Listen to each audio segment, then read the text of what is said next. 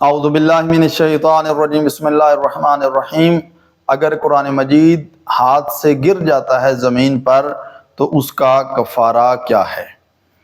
اس میں یہ ہے کہ ایسا نہیں ہوتا کہ انسان جان بوجھ کر قرآن مجید کو زمین پر پھینکے، ایسا نہیں ہوتا، بلکہ عام طور پر ایسا ہوتا ہے کہ انسان کسی وجہ سے متوجہ نہیں تھا، یا انسان بھول گیا کہ میرے ہاتھ میں قرآن ہے، اس نے کسی ایسی جگہ رکھ دیا یا نیچے اس کے ہاتھ سے گر جاتا ہے، حالانکہ جان بوجھ کر انسان ایسا نہیں کرتا۔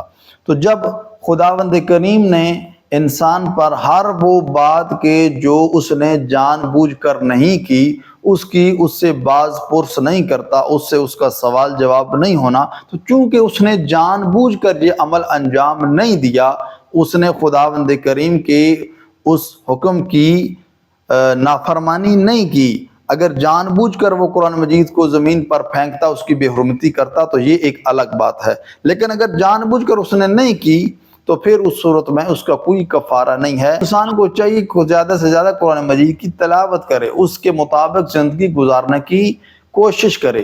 ہم عام طور پر یہی کرتے ہیں کہ ہم نے قرآن مجید کو پڑھنا بھی نہیں ہے، اس کے ترجمے کو نہیں پڑھنا، لیکن اگر بھولے سے زمین پر گر جاتا ہے تو پھر ہم پریشان ہو جاتے ہیں۔ حالانکہ اگر آپ نے جان بوجھ کر یہ عمل انجام نہیں دیا تو انشاءاللہ خداوند کریم یقیناً آپ سے اس کا سوال و جواب نہیں کرے گا۔ دعا ہے خالق کائنات کی بارگاہ میں خداوند کریم ہم سب کو احکام الہیہ کے مطابق زندگی گزارنے کی توفیق عطا فرمائے۔